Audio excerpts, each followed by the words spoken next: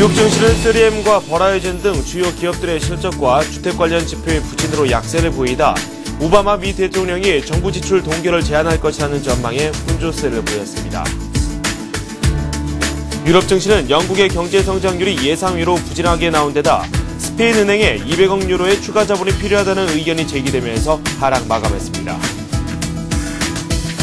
국제유가는 각국의 부진한 경제 지표로 경기 회복에 대한 우려가 커지며 약세로 장을 마쳤습니다. 서부 텍사스산 원유는 1.9% 내린 86달러 19센트를 기록했습니다. 미국의 11월 대도시 주택가격지수는 전월비 0.5% 내려 5개월째 하락세를 보였습니다. 블룸버그 통신은 주택 압류가 늘면서 부동산 가격이 지속적으로 내릴 것으로 전망했습니다. 미국 민간 경제조사단체 컨퍼런스 보드는 1월 소비자 신뢰지수가 60.6으로 작년 5월 이후 8개월 만에 가장 높은 수준을 보였다고 발표했습니다.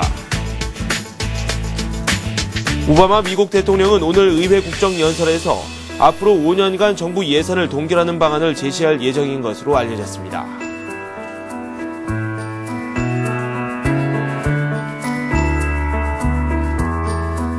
여러분 안녕하십니까, 김종성입니다. 뉴욕 증시가 조정을 좀 받는 듯한 모습을 보이다 막판에 반등하는 움직임으로 전향을 했습니다. 물론 다우지수는 약세를 보였습니다. 악재보다는 호재 쪽에 더 중점을 둔 그런 하루였습니다. 구체적인 내용 살펴보도록 하겠습니다. 한맥투자증권 김관수 차장 전화 연결되어 있습니다. 안녕하십니까? 네, 안녕하십니까? 네, 악재성 재료가 꽤 나왔는데 그래도 생각보다 조정이 크지 않았거든요. 어땠습니까? 전일 100포인트 이상 상승했던 다우지수가 소폭 하락으로 마감했고, 나스닥은 일단 상승으로 마감을 하면서 혼조의 모습을 보여주었습니다. 다우도 장중 한때는 11,900선까지 밀리는 모습을 보여주기도 했지만, 그래도 저점 매수 힘, 아직까지 끝나지 않은 시장의 힘을 그대로 보여준 것이 아닌가라 판단되고 있습니다. 아침 출발은 매물이 좀 막혔습니다. 주택 지표도 좋지 않았고, 어닝 시즌에 대한 실망 매물도 나왔습니다. 또 그리고 12,000선대에 대한 심리적인 저항도 상당히 컸던 그런 부분들이 아침 시초가에 나왔지만, 전체적으로 시장에서 나왔던 지표 중에서 소비자 신뢰지수가 나오면서 좀 낙폭을 줄였고요. 물론 주택 지표라든지 아니면 영국의 경제 성장률이 감소한 부분들은 악재로 작용하면서 매물을 내놓았지만, 또 소비자 신뢰지수가 어느 정도 낙폭을 줄이는데 일목을 했고, 여기에서 FOMC 같은 경우도 기준금리 동기가 확실되고, 또 버냉키 의장도 2차 양적 완화를 수정 없이 추진할 것이라는 예상이 나오고 있습니다. 여기에 오바마 대통령의 연두 보고서도 있기 때문에 이런 것들이 결국엔 장막판에 저점 매수의 힘으로 작용하는 그런 모습을 보여주고 있다는 것을 봤을 때는, 여전히 단기적인 매물 저항은 여전히 형성된다 하더라도 결국 저점에서 받쳐주는 추세의 힘이 여전히 강한 그런 모습을 보여주고 있고, 특히나 미국 같은 경우는 여전히 유동성이 풍부한 시점에서 저점에서 끌어올리는 이런 힘이 강한 그런 모습을 보여주고 있기 때문에, 아직 미증시는 결국 좀 더 상승세를 이어가는, 결국 기간 조정은 있어도 주가 조정은 없는, 그래서 저점 매수가 훨씬 더 강한 그런 모습을 좀 더 이끌어나갈 수 있지 않나 이렇게 보고 있습니다. 네, 기간 조정은 있어도 주가 조정은 없다. 미국장 특징적인 부분을 설명을 해 주셨습니다.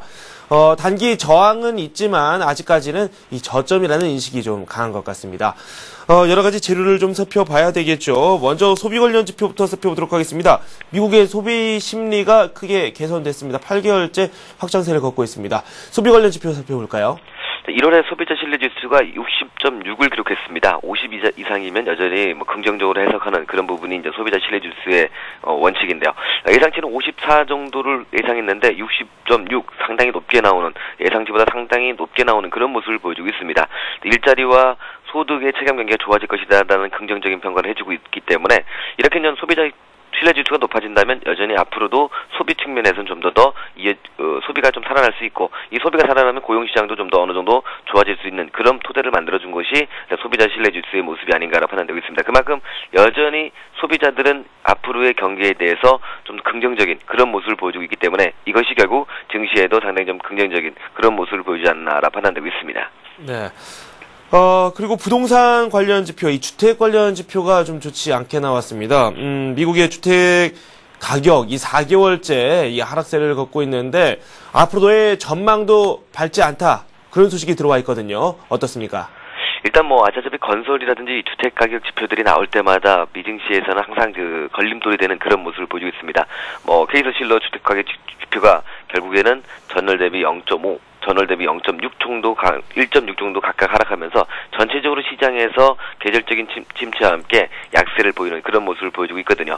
여기에 좀 가장 좋지 않은 것은 뭐냐면은 뭐 주택 가격 지표가 낮게 나온 거지만 여전히 바라보는 시각들이 주택이 아직까지 살아나기 상당히 어렵고 특히 주택 가격 공급에 따라서 상반기 동안 계속적으로 상당한 취약성을 보일 수밖에 없다 이런 부분이 나오고 있습니다. 결국에는 아직까지 이 주택 시장은 결국 살아나지 못하고 있는 것이 결국 이 주택 시장도 살아나는 모습을 보여줘야 고용 시장도 좀 어느 정도 그 시장에서 좀 안정된 모습을 보여줄 수 있을 텐데 아직 주택 가격 지표라든지 아니면 뭐 건설업종 지표들이 상당히 좋지 않게 나오는 부분들을 봤을 때 여전히 뭐 경기적에서 소비적인 측면을 살아가고 있지만 이 건설업종은 아직까지 좀 더 침체를 좀 더 이어갈 수밖에 없는 그런 모습이 아닌가라고 보고 있습니다.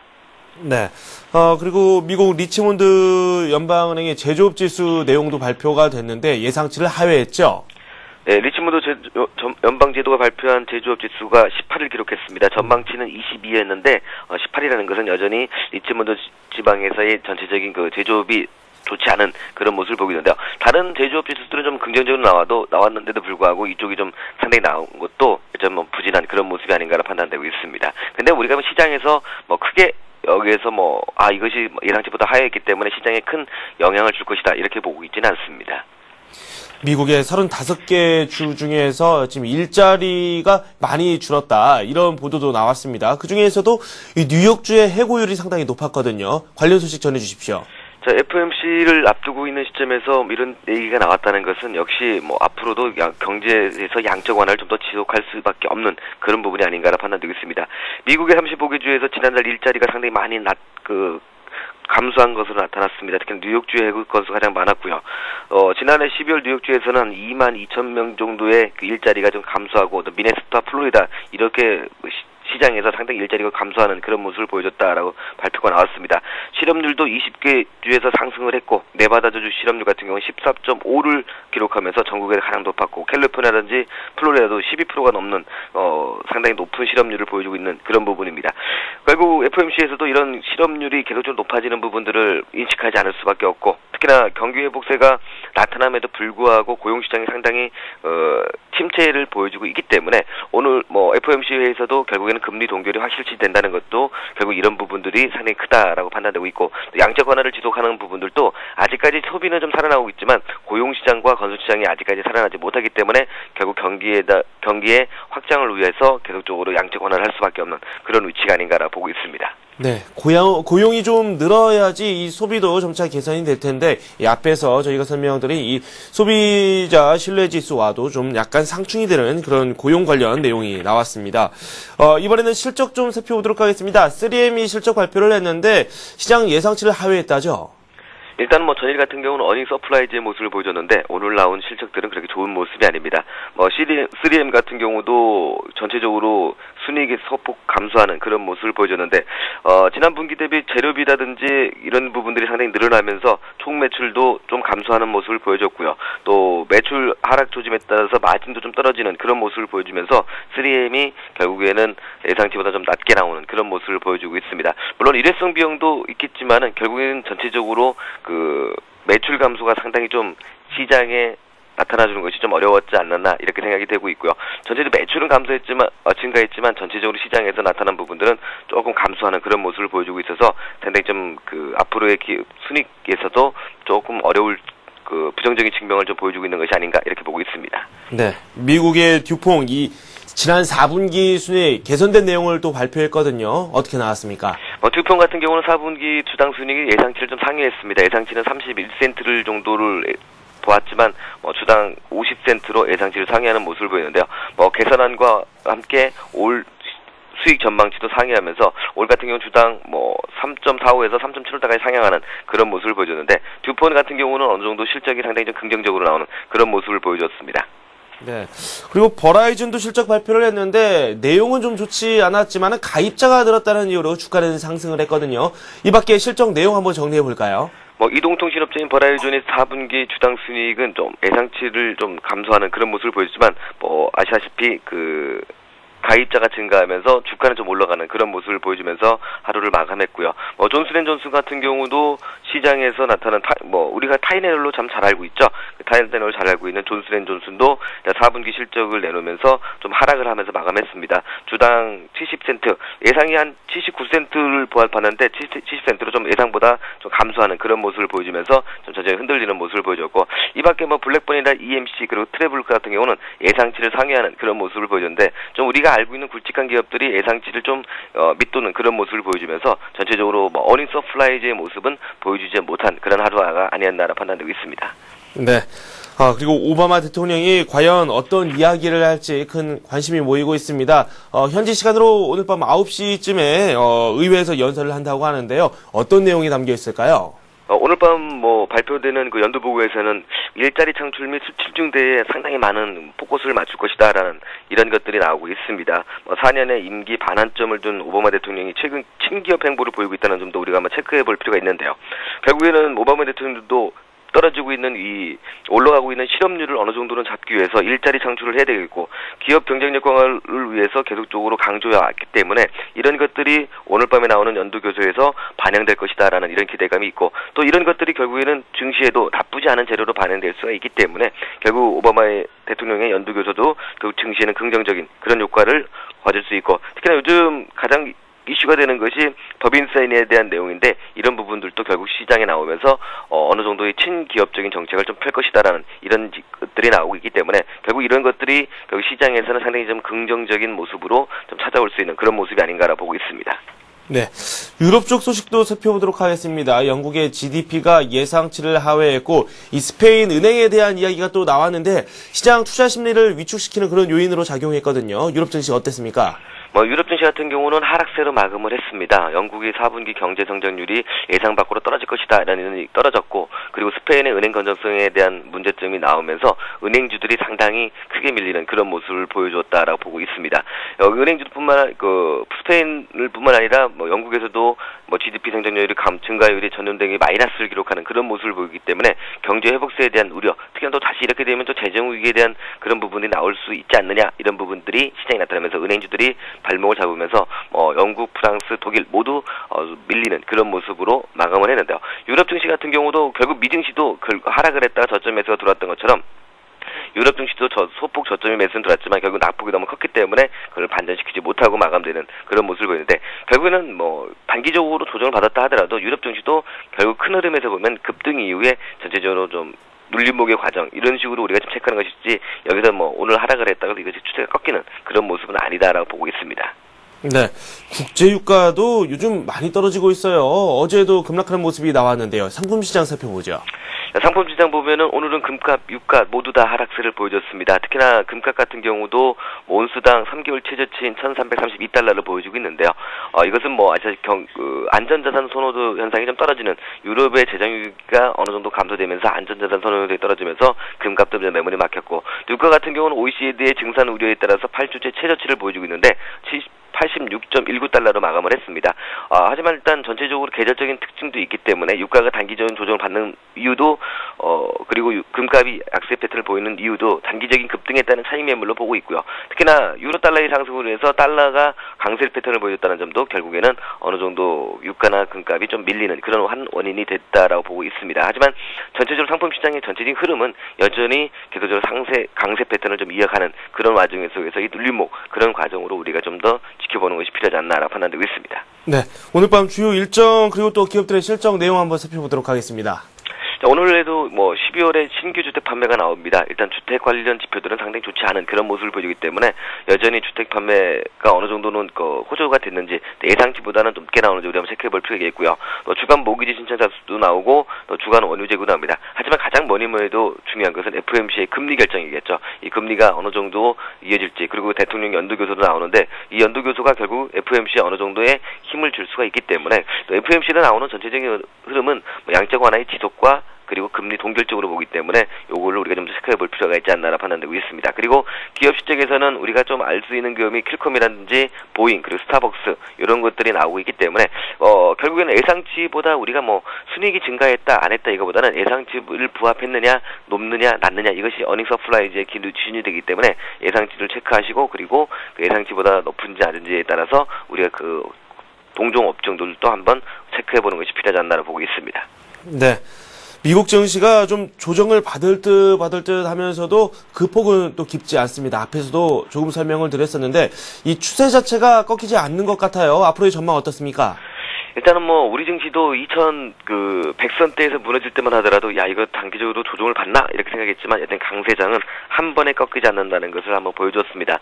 그러니까 미증시 같은 경우도 이제까지 강하게 상승세를 보여주었던 증시이기 때문에 쉽게 밀리는 그런 모습은 보이지 않을 거라고 판단되고 있고 전체적으로 매수세는 여전히 살아있는 그런 모습을 보여주고 있기 때문에 아직은 크게 걱정하는 그런 모습은 없다라고 판단되고 있습니다. 추세는 역시 상승 기조 속에서의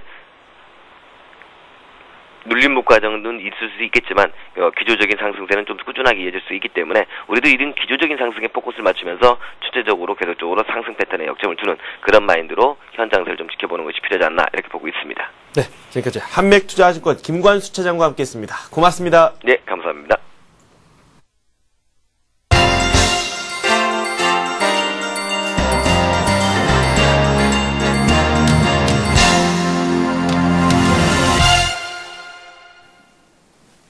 안녕하세요. 글로벌투데이 박미라입니다. 오늘도 보다 발빠르고 새로운 지구촌 소식들 전해드리겠습니다. 1월 26일 AP통신 주요 소식부터 시작합니다. 가짜 먹거리의 온상지 중국에서 이번에는 약물 먹인 돼지고기로 골치를 앓고 있습니다. 이 약물의 사용이 오랫동안 과잉되고 있어 더 큰 파장이 예상됩니다. 중국 농가에서 천식약인 클렌부테롤 성분을 동물 사료에 첨가하면서 이 약품에 오염된 돼지고기가 식품 안전을 위협하는 고질적인 문제로 지적되고 있습니다. 클렌부테롤은 돼지의 지방층을 얇게 하고 도살된 돼지의 빛깔을 더 오랫동안 신선하게 보이도록 만들어줍니다.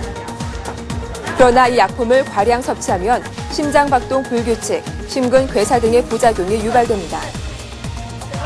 중국 정부는 이와 관련된 사례가 매년 얼마나 발생하는지 공개하지 않고 있지만 전문가들은 특히 시골 지역에서 클렌부테롤이 널리 사용되고 있다고 지적했습니다. 지난 2009년 2월에는 광저우에서 주민 70여 명이 클렌부테롤이 첨가된 사료를 먹인 돼지고기를 먹고 복통, 설사 등을 일으켜 병원에 입원했습니다.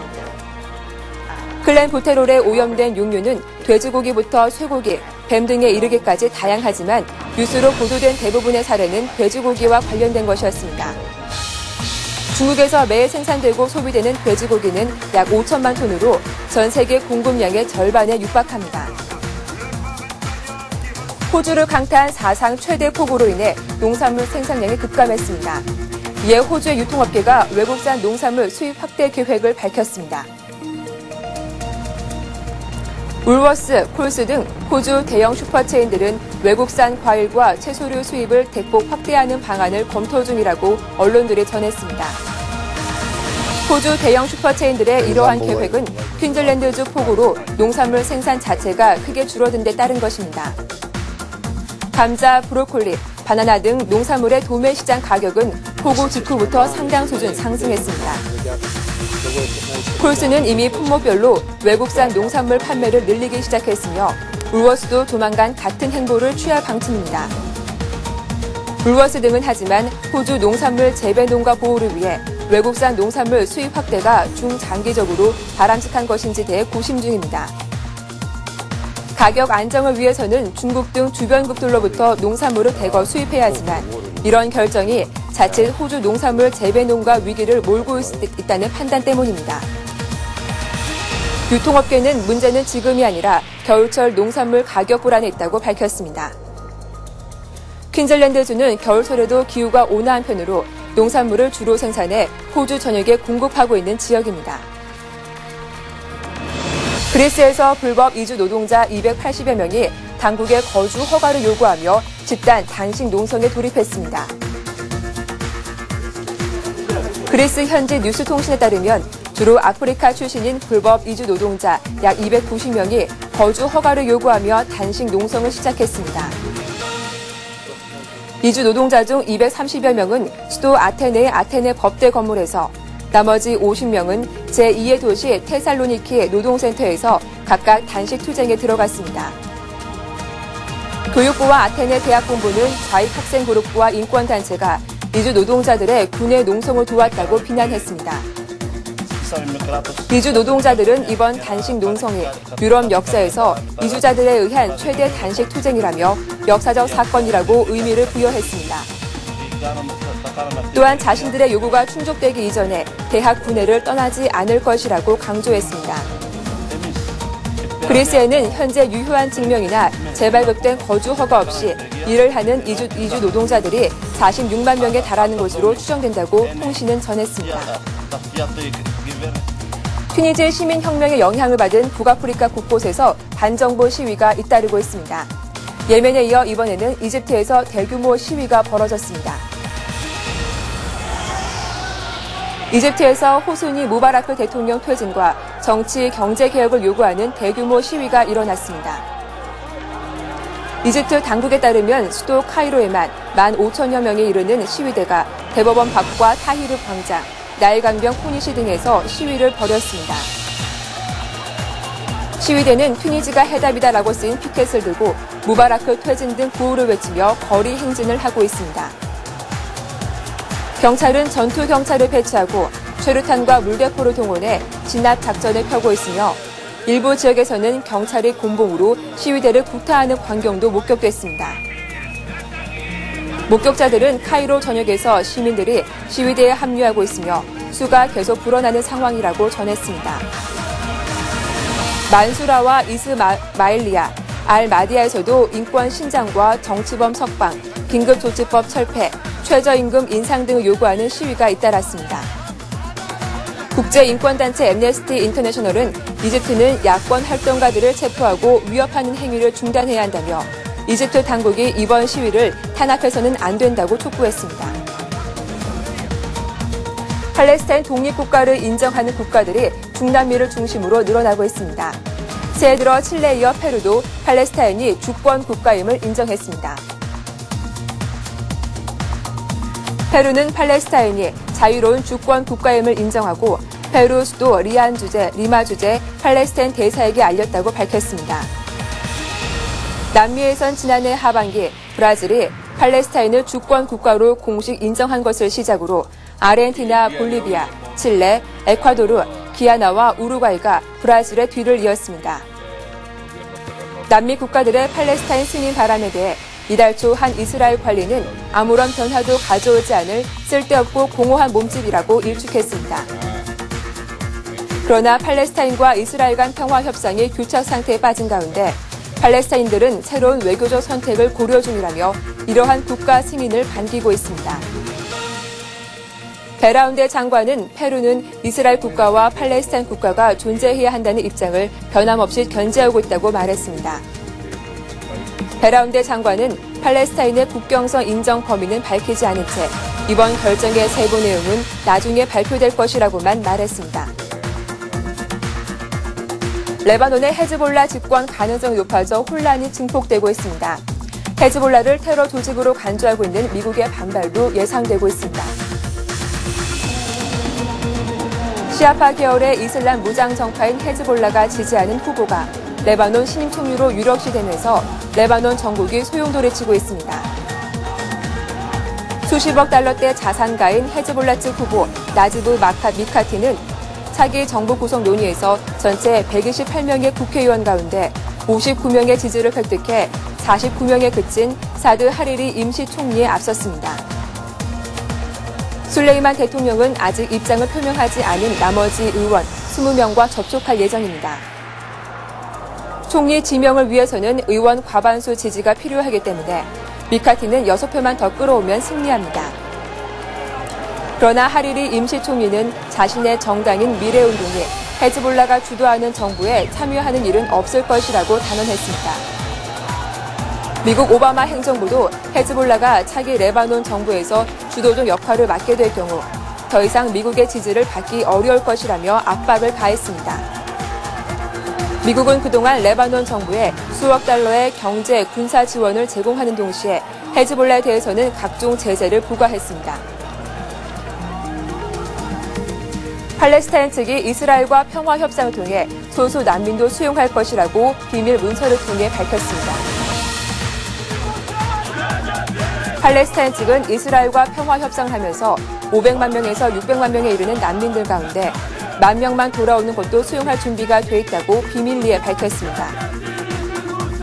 이와 같은 사실은 이스라엘 팔레스타인 평화협정의 비밀 문서들이 공개되는 가운데 나온 것으로 팔레스타인 측이 예민한 반응을 보이고 있어 귀추가 주목됩니다.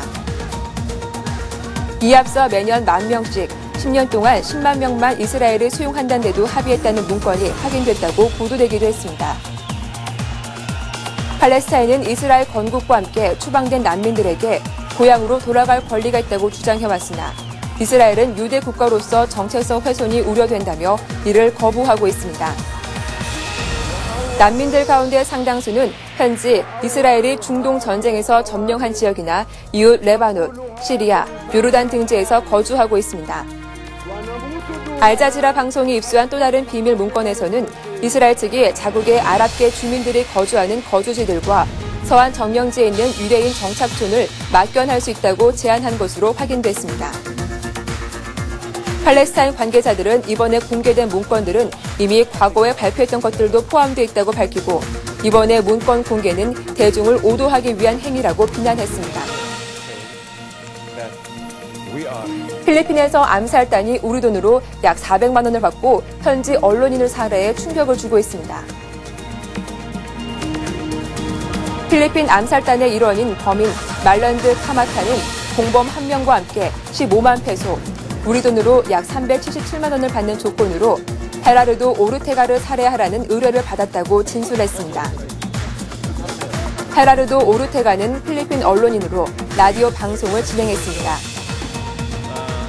롤랜드 아무라우 경찰서장은 범인들에게 돈을 지급한 두 남자는 자신들의 상사가 오르테가를 침묵시키길 원한다고 밝혔습니다. 강경한 환경운동가로 알려진 오르테가는 그동안 팔라완 섬의 환경 파괴 문제와 관련해 광산 기업들을 직설적으로 비난해왔습니다. 필리핀의 인구가 약 30%가 하루 평균 45페소를 지출한다는 점을 감안할 때 이들이 받은 액수는 거액에 해당합니다.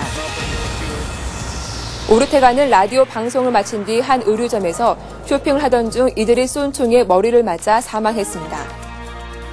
필리핀 언론인 연합에 따르면 오르테가는 1986년 페르디난드 마르코스 독재 정부가 무너진 이후 현지에서 피살된 142번째 언론인입니다.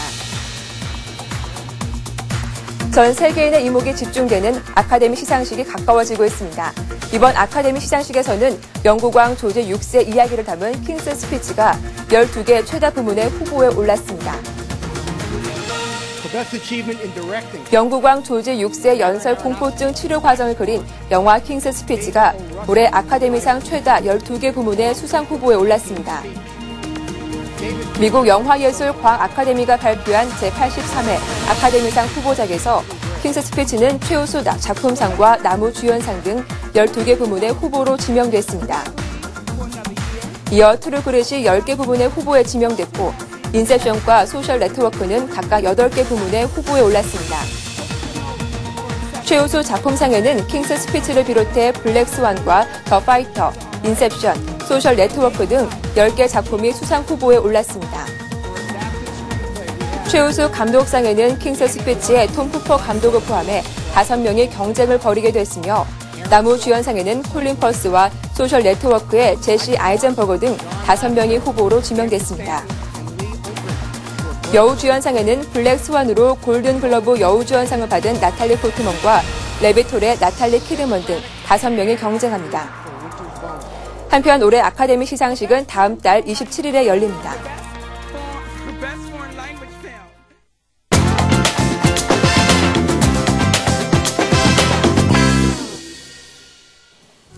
누가 시키지 않아도 혼자 다리를 꼬는 요염한 고양이 영상이 인터넷에서 주목을 받고 있습니다. 사랑스러운 고양이 모습 함께 확인하시죠. 흰 얼룩 고양이 한 마리가 자연스럽게 다리를 꼬고 카메라를 응시하는 약 20여 초 길의 영상이 최근 동영상 사이트 유튜브 등에 공개됐습니다. 침대 위에 앉아있던 고양이는 주인이 쓰다듬어주자 기분이 좋았는지 뒷다리를 앞으로 쭉 펴고 앉았습니다. 앞으로 핀 뒷다리를 들어 몇 번 핥더니 마치 사람처럼 자연스럽게 다리를 꼬고 앉는데요. 한동안 이 자세를 유지한 고양이를 신기하게 바라보던 사람들은 너무 귀엽다라며 감탄을 연발했습니다.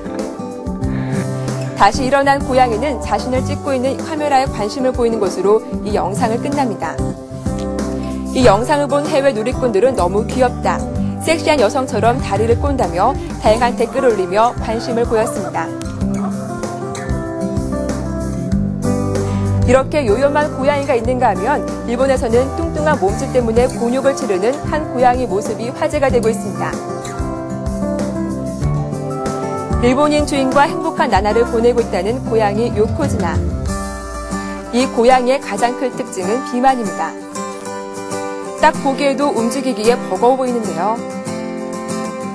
요코즈나는 등을 대고 누워 일관용을 즐기다 혀로 자신의 털을 청소하고 싶어 고개를 들었지만 혀가 짧아서일까요? 미처 몸에 닿지 않았는데요. 상체를 일으키려 애쓰지만 잘 되지 않습니다. 몸을 비틀어 시도해보지만 혀와 몸통은 너무 멀리 떨어져 있어 다가갈 수가 없습니다. 혀가 너무 짧아서 도저히 안 되겠다라는 듯 절망하고 포기한 뚱뚱 고양이의 표정이 누리꾼들에게 즐거움을 주고 있습니다. 진지한 의사당에서 영국의 한 하원 의원이 의회 발표 중 넥타이에서 노래가 흘러나와 주위를 웃음바다로 만들었습니다. 영국 보수파 토리당 소속 하원 의원 나드임 자하위는 교육 예산 관련 발표 중 넥타이에서 노래가 흘러나와 발표를 중단하고 해명할 수밖에 없었습니다. 그가 실수로 넥타이 버튼을 누르자 전자음이 약 20여 초간 마이크를 타고 의사당 안에 울려 퍼졌습니다. 출처를 알 수 없는 노래에 주변 의원들의 표정이 일그러졌습니다. 결국 자하위 의원은 즉각 사과한 뒤 장기암 캠페인을 위해 만들어진 음악 넥타이라며 그 이유를 설명했습니다. 그의 설명에 동료 의원들은 웃음을 터뜨렸지만 하원의회 부의장은 엄숙한 태도로 우리는 반주 음악은 필요 없다며 앞으로는 조금 더 신중한 넥타이를 고르라고 지적했습니다. 병원에 있는 환자를 돌보는 한 간병인이 환자 음식을 빼앗아 먹다 결국 해당 환자는 영양실조로 사망하는 사건이 발생해 충격을 주고 있습니다. 거동이 불편한 환자 음식을 가로채서 자신의 배를 불린 간병인의 엽기적인 행각이 포착됐습니다. 이 간병인의 이름은 패트리샤 영으로 알츠하이머 환자인 아이버 맥클루스키에게 제대로 음식을 주지 않는 등 학대한 혐의를 받고 있습니다. 당시 알츠하이머로 10년째 투병 중이었던 맥클루스키 할머니는 근육이 약해져 전문 간병인의 보호를 받으며 침대에서만 생활하는 상태였습니다. 정상 체중이었던 할머니가 어느 날부터 급격히 야위어지자 이를 의아하게 생각했던 가족들은 병실에 몰래 카메라를 설치했고 충격적인 사실을 알게 됐는데요. 간병인 영이 할머니에게 지급된 밥을 빼앗아 먹고 할머니를 굶기는 모습이 포착됐기 때문입니다. 영상을 보고 큰 충격을 받은 가족들은 영을 학대 혐의로 고소한 상태입니다. 심각한 영양결핍 증세를 보인 할머니는 응급치료를 받았으나 이미 체력이 급격하게 떨어진 터라 3달 만에 숨진 것으로 전해져 주위를 안타깝게 하고 있습니다. 미국에서 돈 냄새를 담은 향수가 등장해 주목을 받고 있습니다. 이 향수를 뿌리면 근로자의 근무 의욕이 더 높아진다고 합니다. 마이크로소프트사 시카고 판매부 부사장 패트릭 메카시가 돈 냄새가 나는 향수를 출시했다고 밝혔습니다. 처음으로 향수 산업에 발을 들여놓은 메카시는 한 일본 연구 결과를 보고 돈 냄새가 나는 향수를 만들 생각을 하게 됐는데요. 이 연구 결과는 공장 통풍구를 통해 돈 냄새를 들여보냈을 때 근로자들의 생산성이 상당히 향상됐다는 겁니다. 이후 ATM에서 각 뽑은 신권 냄새를 맡은 메카시는 자신이 얼마나 이 냄새를 좋아하는지 깨달았고 실제로 만들어보기로 결심했습니다. 결국 메카시는 향수 전문가로부터 도움을 받아 향수 머니를 탄생시켰습니다. 남성용의 이름은 히즈 머니콜론, 여성용은 헐 머니 오드 퍼퓸으로 각각 $35에 판매 중입니다. 아르헨티나에서 20층이 넘는 호텔에서 뛰어내린 한 여성이 호텔 앞에 주차된 택시 위로 떨어져 가까스로 목숨을 건졌습니다. 아르헨티나의 수도 부에노스아이레스 시내에 있는 호텔 23층에서 30살 정도로 추정되는 여성이 택시 위로 떨어져 택시 지붕이 움푹 패이고 앞 유리가 산산조각 났다고 목격자들이 전했습니다. 이 여성은 온몸을 다쳐 근처 병원 중환자실로 옮겨져 치료를 받고 있으며 신원과 추락 원인 등은 아직 공개되지 않았습니다. 택시 운전기사는 여성이 떨어지기 직전 경찰의 대피 지시에 따라 택시에서 빠져나와 다치지 않았습니다. 한편 이 여성은 즉시 병원으로 옮겨져 현재 치료를 받고 있는 것으로 알려졌습니다. 오늘 글로벌 투데이에서 준비한 소식은 여기까지입니다. 보다 생동감 넘치는 소식으로 내일 다시 인사드리겠습니다. 고맙습니다.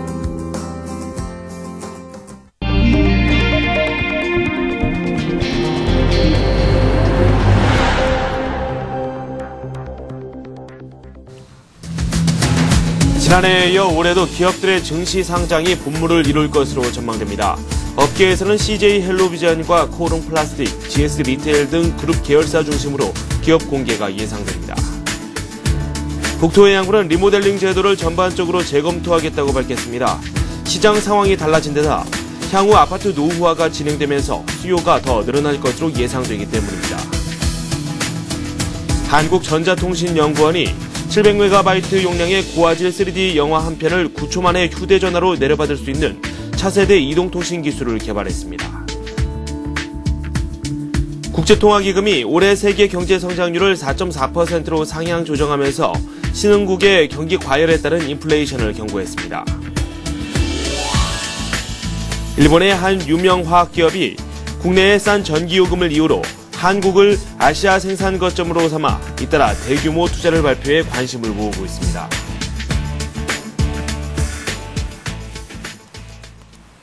네, 서울경제신문 윤호우 기자와 함께하도록 하겠습니다. 어서 오세요. 안녕하세요. 네, 증시 강세가 이어지고 있고 요즘 뭐 조정이 나오고 있지만 분위기 자체가 썩 나쁘지는 않거든요.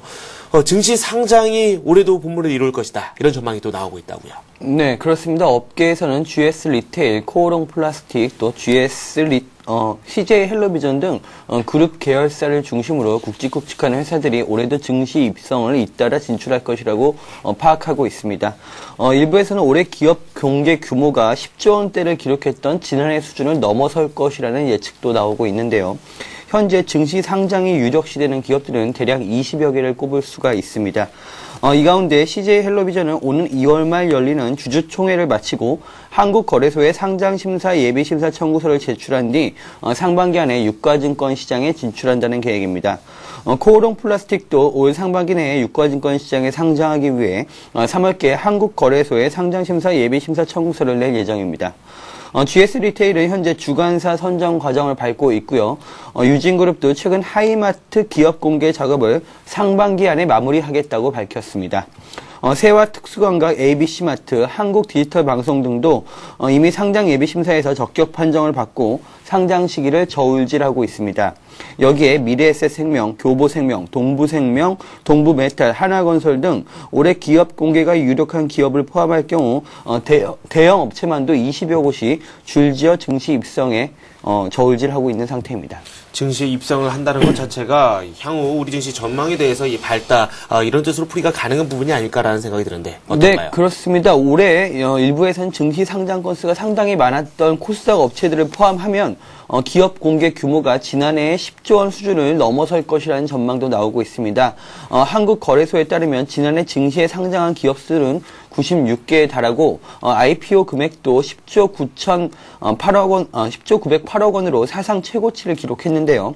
이처럼 증시 상장 기업들이 늘어나는 것은 새해 들어서도 코스피 지수가 2000선에 안착할 정도로 증시가 강한 랠리를 이어가고 있기 때문입니다. 실적이 좋은 우량 기업들이 지금은 상장의 좋은 기회로 판단하고 앞다퉈 기업 공개를 추진하고 있는 것인데요. 상장을 앞둔 기업들에 대한 투자자들의 관심도 높아질 것으로 보입니다. 네. 그리고 저희가 이 작년에 전해드렸던 그런 소식인데요. 리모델링 할 때 수직 증축하는 문제. 국토해양부가 난색을 표명했었는데 이제 와서 입장을 또 바꿨어요.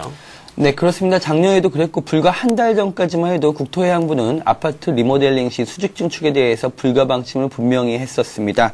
하지만 이 국토해양부가 최근에 한 달도 안 돼서 리모델링 수직 증축에 대해서 긍정 검토 쪽으로 입장을 선회했는데요. 네. 지난달에 불가 방침을 밝힌 이후에 건설업계와 주민들의 반발이 매우 거셌기 때문으로 풀이됩니다. 국토부는 다음 달 중에 리모델링 태스크포스를 구성해서 상반기 중에 대안을 마련하고 하반기부터 공청회 등 의견 수렴을 거쳐서 리모델링 제도 개선에 나서겠다고 밝혔습니다. 네. 아파트 리모델링에서 수직 증축이 중요한 이유는 수직 증축을 할 경우 기존 물량 외에 일반 분양 물량을 확보할 수 있기 때문입니다. 일반 분양 물량이 나오면 당연히 리모델링의 수익성이 좋아질 수밖에 없는데요. 지난달에는 국토부가 한국토지주택공사 연구 용역 결과를 토대로 리모델링 시 수직 증축을 할 경우 구조 안전성에 문제가 생긴다는 그 같은 의견을 제시했었습니다. 하지만 이후 건설업계는 리모델링의 안정성에 큰 문제가 없다. 또 주민들은 리모델링 사업성이 없다는 이유로 크게 반발하면서 국토부의 입장도 조금씩 바뀌었는데요. 국토부는 앞으로 아파트 노후화가 진행되면서 리모델링 수요도 크게 늘어날 수밖에 없기 때문에 좀 더 실현 가능한 대안을 마련하겠다는 적극적인 입장을 보이고 있습니다. 네. 현재 리모델링을 준비하고 있는 단지가 수도권에서만 약 10만 가구가 넘는 것으로 추산되고 있는데요.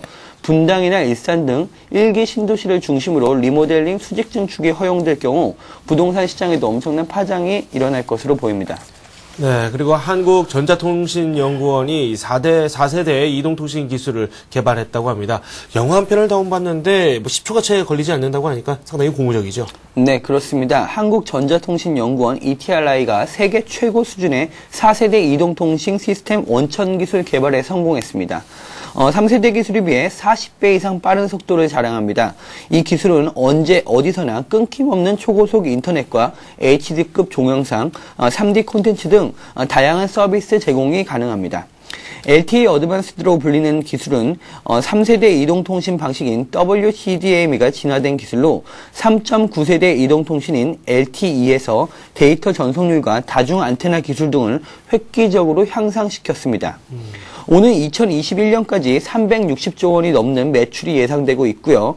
4천억 원 이상의 기술료 수입료도 올릴 것으로 전망되는 등 빠르게 진화하는 차세대 세계 이동통신 시장을 선점할 것으로 기대됩니다. 네네. 하지만 가입자들이 진정한 4세대 통신 이동 서비스를 맛보기까지는 2014년까지 좀 기다려야 할 것으로 보이는데요. 기술 이전과 상용화 추진 단계에 최소 3년의 시간이 필요하기 때문입니다.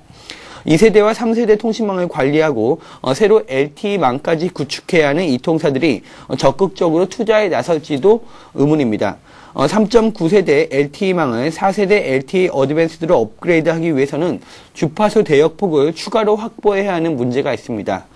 결국 급속도로 발전하는 통신 기술에 대한 소비자들의 기대는 크지만 통신사들의 투자 부담도 만만치 않게 커지는 셈입니다. 네, 원천 기술을 확보했는데 이 상용화를 못한다면은 그만큼 또 손해가 없겠죠. 네, 다음 소식 살펴보도록 하겠습니다. 국제통화기금이 세계 경제 성장률을 상향 조정했습니다. 인플레이션에 대한 우려도 전했다고 하는데요. 관련 소식 종합해 보도록 하겠습니다.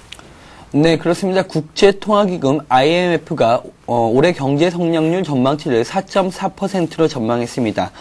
지난해 10월의 전망치보다 0.2%포인트 높아진 것인데요. IMF가 올해 성장률 전망치를 높인 것은 미국의 경기 회복 속도가 빨라지고 있는 데다 신흥국의 성장세도 가속화되고 있기 때문입니다. 국가별로는 미국의 성장률 전망치를 3%로 기존보다 0.7%포인트 높였고 중국이 9.6%의 고성장을 이어갈 것으로 예상했습니다. IMF는 이어 세계 경제의 위험 요인으로는 국제 원자재 가격 상승과 함께 신흥국의 경기 과열로 인한 물가 상승 압력을 꼽았습니다. 올해 신흥국의 물가 상승 압력이 특히 커질 것으로 전망이 되는데요. 원자재 가격 상승에 따라 신흥국의 소비자 물가가 6%까지 오를 것으로 전망되는 등 국제 원자재 가격 상승이 세계 경제의 주요 위험 요인으로 자리 잡을 것으로 보입니다. IMF는 올해 원유 가격을 배럴당 90달러로 전망해 기존 전망치보다 14% 높였고 다른 원자재 가격 역시 지난해보다 11% 이상 상승할 것으로 보입니다. IMF는 이와 함께 금융시장에서 은행 대출 등 자금 조달 여건은 개선되긴 했지만 유로 지역의 금융 불안과 신흥국으로의 자본 유입은 계속될 것으로 전망했습니다. 이에 따라 선진국에서는 확장적인 통화정책, 신흥국에서는 긴축 통화정책을 제안하면서 차별화된 정책 처방을 주문했습니다. 요즘 날씨가 추워서 이 전력난 때문에 이 뉴스에도 이 전력난과 관련된 소식도 계속 나오고 있습니다. 국내 전기료가 많이 싸다는 인식이 강한 것 같아요. 일본의 한 업체가 국내 이 전기료를 장점으로 해서 국내 시장을 거점으로 해서 세계화를 나서겠다. 이런 이야기를 또 내놓았다고 하는데요. 일본의 화학업체가 이런 계획을 발표했죠. 네, 그렇습니다. 일본의 유력한 화학기업이 우리나라 전기요금이 싸다는 이유로 한국을 아시아의 생산 거점으로 삼아서 잇따라 대규모 투자 계획을 발표하고 있습니다. 일본의 대표적인 화학회사인 도레이는 올해 660억 원을 투자해서 경북 구미에 연 2,200톤 규모의 탄소섬유 생산 공장을 지을 계획이라고 밝혔습니다. 탄소섬유 시장에서 부동의 1위를 차지하고 있는 도레이는 2020년까지 구미 공장의 생산 능력을 연 1만 4천 톤까지 늘려서 세계 최대의 탄소섬유 생산 기지로 삼을 계획입니다. 도레이가 중국 대신에 한국을 선택한 이유가 바로 이 전력 수급 때문인데요. 탄소섬유는 전력이 많이 필요한데 한국은 일본보다 전기요금이 절반, 중국보다도 30에서 40%가량 전기요금이 싸기 때문입니다. 아크릴계 수지를 생산하는 일본 아사히 카세이도 한국 내 공장에 2,700원을 투자해 생산 규모를 지금보다 80% 이상 늘리기로 했습니다. 이처럼 일본 기업들이 잇따라 한국을 생산 거점으로 발표하면서 국내에서 전기요금 인상을 둘러싼 논란도 미묘한 국면을 맞게 됐습니다. 생산 원가에도 못 미칠 정도로 싼 전기요금이 에너지 낭비를 조장하고 전력 공급자인 한국전력의 만성 적자를 쌓는 원인으로 지목되고 있지만 다른 한편으로는 외국 기업의 투자를 부르는 강력한 유인책이 되고 있기 때문입니다. 네, 서울경제신문 부동산부의 윤홍우 기자와 지금까지 함께했습니다. 고맙습니다. 감사합니다. 네, 저희 서울경제TV가 전문가 방송을 공식 출범시켰습니다. 샘플러스를 통해서 여러분께서 가지고 계신 종목들을 상담도 해드리고요. 주식 투자 기법도 전수해드리고 있습니다. 관련 정보 확인하실 분들께서는 홈페이지를 확인하시면 됩니다. plus.cntv.co.kr로 들어오시면 관련 정보를 받아보실 수 있습니다. 저희가 준비한 소식 여기까지입니다. 저는 출발센정시에서 우리 시장 출발 상황과 함께 이 투자 계획 한번 살펴보도록 하겠습니다. 여러분 고맙습니다.